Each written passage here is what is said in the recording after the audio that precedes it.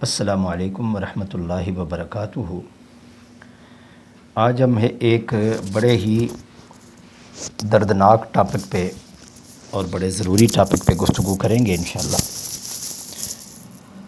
میرے پاس کچھ عرصہ پہلے عورتیں آتی رہتی ہیں، لیکن کچھ عرصہ پہلے ایک پردہ دار گھر کی ایک عورت آئی اور اس نے آ کر اپنی کہانی جب سنائی تو میری آنکھوں میں بھی آنسو آ گئے۔ اس کی شادی کو عرصہ 7 سال ہو گئے، لیکن اس کی اولاد نہیں تھی۔ اس کی والدہ اس کے ساتھ تھی۔ اس نے بتایا کہ لیڈی ڈاکٹر سے چیک کروایا ہے تو اس نے بتایا ہے کہ اس عورت کے اندر، لڑکی کے اندر کوئی عیب نہیں ہے، کوئی مسئلہ نہیں ہے، مسئلہ جو ہے وہ خاوند کے اندر ہے۔ لیکن خاوند بضد تھا کہ وہ ٹیسٹ کروانے کے لیے تیار نہیں، نہ کسی حکیم کے پاس جانے کے لیے، ڈاکٹر کے پاس جانے کے لیے تیار۔ وہ اپنی ضد پہ اڑا ہوا ہے کہ نہیں، مجھ میں کوئی مسئلہ نہیں، مجھ میں کوئی مسئلہ نہیں۔ تو یاد رکھیے گا، جیسے عورتوں میں بانجھ پن ہوتا ہے ایسے مردوں میں بھی بانجھ پن ہوتا ہے۔ یہ پلے باندھ لیں بات۔ ہمارے ہاں ایک ترتیب ہے کہ ہم جب بھی ایسا کوئی مسئلہ بے اولادی کا ہوتا ہے تو ہم عورت کو طعن و تشنیع کا نشانہ بناتے ہیں، جبکہ اس میں معاملہ بعض اوقات عورت کا نہیں، مرد کی طرف سے ہوتا ہے۔ اور مرد کے بانجھ پن کا علاج دواؤں کے ساتھ ساتھ اچھی خوراک اور احتیاطی تدابیر اس کے اندر بہت پوشیدہ ہے۔ جیسے یہ فارمی مرغ ہے نا، برائلر مرغ جو ہے یہ بے اولادی کا سبب بن رہا ہے آج کل کے دور میں۔ اولاد چونکہ اللہ تعالیٰ کی نعمتوں میں سے ایک بہت بڑی نعمت ہے، اور شادی کے بعد میاں بیوی کو جو سب سے زیادہ جس چیز کی خواہش ہوتی ہے وہ اولاد ہی ہوتی ہے۔ اولاد سے جو خوشیاں ملتی ہیں شادی شدہ جوڑے کو، وہ کسی اور چیز کے ساتھ نہیں مل سکتی۔ اولاد ماں باپ کی آنکھوں کی ٹھنڈک ہوتی ہے۔ خاوند باہر سے جب کام سے تھکا ہارا گھر میں آتا ہے تو بچوں پر نظر پڑتی ہے تو اس کی ساری تھکان دور ہو جاتی ہے۔ اور قدرت کا یہ نظام ہے کہ جب دو وجود آپس میں ملتے ہیں تو اس سے تیسرا وجود جنم لیتا ہے، اور جس کے دنیا میں آتے ہی خوشیاں بھی منائی جاتی ہیں۔ ایک خاندان دوسرے خاندان کو مبارکباد پیش کرتا ہے، محلے والے، رشتہ دار، بہن بھائی سارے خوشی کا اظہار کرتے ہیں۔ اب اولاد کی پیدائش کے لیے میاں بیوی دونوں کا صحت مند ہونا اور دونوں کا خوشگوار زندگی گزارنا بہت ضروری ہے۔ اکثر یہ دیکھا گیا ہے کہ اولاد نہ ہونے کی ساری ذمہ داری عورت پر ڈال دی جاتی ہے۔ یہ سراسر غلط ہے۔ حکماء کے پاس جب بے اولادی کے حوالے سے کوئی کیس آتا ہے تو وہ عورت کے ٹیسٹ اور علاج سے پہلے مرد کی رپورٹ بھی طلب کرتے ہیں، کیونکہ مردوں میں بھی بانجھ پن پایا جاتا ہے۔ اکثر مرد بانجھ پن کا شکار ہیں آج کل کے دور میں، تو اس کا علاج پہلے کیا جانا چاہیے۔ یہ تو کوئی عیب کی بات نہیں، علاج کرنا سنت ہے۔ اب مردوں میں بانجھ پن کی وجوہات کیا ہیں؟ مردوں میں بانجھ پن کی بہت ساری وجوہات ہیں۔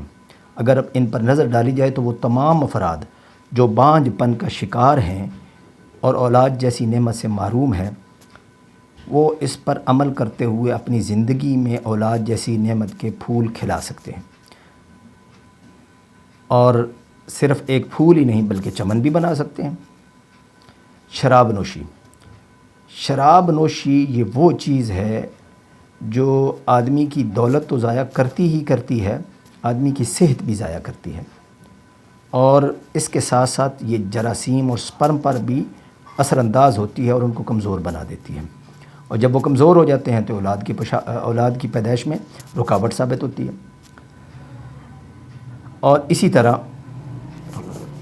انڈر ویئر کا استعمال، یہ آج کل جو پینٹ استعمال کرتے ہیں اس میں انڈر ویئر کا استعمال بھی انسان کی جنسی صلاحیت کو معدوم کر دیتا ہے، کمزور کر دیتا ہے، اور یہ بھی بے اولادی کا سبب بنتا ہے۔ اسی طرح نیند کی کمی، آج کل چونکہ موبائل ہوتا ہے ہر ایک کے پاس، تو رات کو لیٹ سونا، صبح لیٹ اٹھنا، اور پھر نیند پوری نہ ہونا، یہ بہت ساری بیماریوں کو جنم دیتی ہے۔ اس سے بہت ساری بیماریاں پیدا ہوتی ہیں، اور یہ بھی انسان کی جنسی جو صحت ہے اس کو نقصان پہنچاتی ہے۔ اسی طرح ڈپریشن، ذہنی دباؤ، یہ بھی انسان کے لیے جہاں پر بہت ساری بیماریوں کا باعث بنتا ہے وہاں پر بانجھ پن کا بھی باعث بنتا ہے۔ نشہ آور کوئی بھی چیز استعمال کرے، جیسے پاؤڈر ہے، چرس ہے، کچھ بھی استعمال کرتے ہیں، اگر نشہ آور سگریٹ ہے، اگر آپ یہ استعمال کرتے ہیں تو یہ بھی جنسی زندگی کے اوپر بہت برا اثر ڈالتی ہے، اور یہ بھی اس سے بھی بندہ بے اولادی کا شکار ہو جاتا ہے۔ ضروری نہیں کہ ہر ایک ہی ہو، لیکن شائبہ یہ ہے کہ اس سے بھی ہو سکتا ہے۔ اور اسی طرح موبائل پر یا کمپیوٹر پر فحش ویڈیو دیکھنا اور اس سے خود اپنے ہاتھوں اپنی زندگی تباہ کرنا، اور وقتی تسکین کے لیے اپنی زندگی تباہ کرنا، اس سے بھی بندہ بے اولادی کا شکار ہو جاتا ہے۔ سب سے پہلے اب اس کا جو ہے طریقہ کیا ہے کہ یہ جو اوپر وجوہات لکھی گئی ہیں، ان وجوہات کو دور کیا جائے۔ ان وجوہات کو دور کرنے کے بعد، یعنی ان سے بچا جائے۔ ان سے بچنے کے بعد اب آپ سب سے بہتر طریقہ یہ ہے کہ آپ اپنا ٹیسٹ کروائیں۔ اب ٹیسٹ کے اندر چند چیزیں دیکھنی ہوتی ہیں۔ والیم کی مقدار، یعنی منی جو ہے وہ 1.5 ملی لیٹر سے 5 ملی لیٹر ہوتی ہیں۔ اگر اس سے کم ہے تو پھر صحیح نہیں، یہ والیم ہے۔ اور اسی طرح یہ دیکھا جاتا ہے کہ منی کتنی دیر میں پانی بنتی ہے۔ اگر 20 سے 30 منٹ میں پانی بنتی ہے تو ٹھیک، ورنہ نہیں۔ اس سے پہلے بن جاتی ہے تو پھر ٹھیک نہیں ہے۔ تیسری چیز دیکھی جاتی ہے موٹیلٹی، مقدار، تعداد، جراثیم کی تعداد کتنی ہے۔ اگر تو وہ 72% ہے تو پھر تو ٹھیک ہے، اگر اس سے کم ہے تو پھر اس کا علاج کرنا چاہیے۔ اچھا، اب اس میں ایک چیز دیکھی جاتی ہے سپرم، پس سیلز۔ پس سیل جو ہیں وہ 1-2% ہو تو پھر تو ٹھیک ہے، لیکن علاج پھر بھی کرنا چاہیے۔ اور اگر اس سے زیادہ ہیں تو پھر اس کا علاج بہت ضروری ہے، کیونکہ ان کا نام میں نے جو رکھا ہوا ہے نا، میں نے قاتل ان کا نام رکھا ہوا ہے کہ یہ قاتل ہیں۔ ایک قطرہ اگر پس کا 1,00,000 جراثیم میں ڈال دیا جائے تو سب کو ختم کر دیتا ہے۔ اب یہ ساری چیزیں آپ کو سمجھ آ گئیں۔ اب ہم اس کے علاج کی طرف آتے ہیں۔ اس کا علاج کیا ہے؟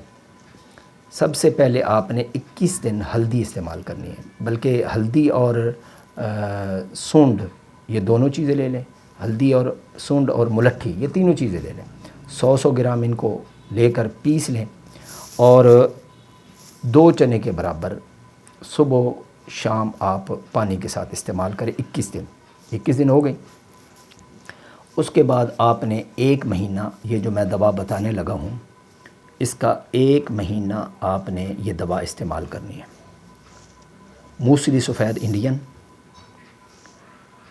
اور سالب مصری، سالب پنجاب اور اسم گول کا چھلکا، یہ 4 چیزیں ہیں۔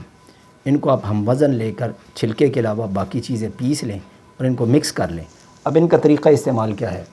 رات کو ½ کلو دودھ لے کر اس کے اندر جیسے کھیر بنائی جاتی ہے نا، 1 چمچ چاولوں والا وہ اس دودھ کے اندر ڈالیں اور اس کو پکائیں۔ جب وہ کھیر کی طرح گاڑھا ہو جائے تو اس کو رکھ دیں۔ صبح ناشتہ اس کا کریں، بس صرف 1 مہینہ استعمال کریں۔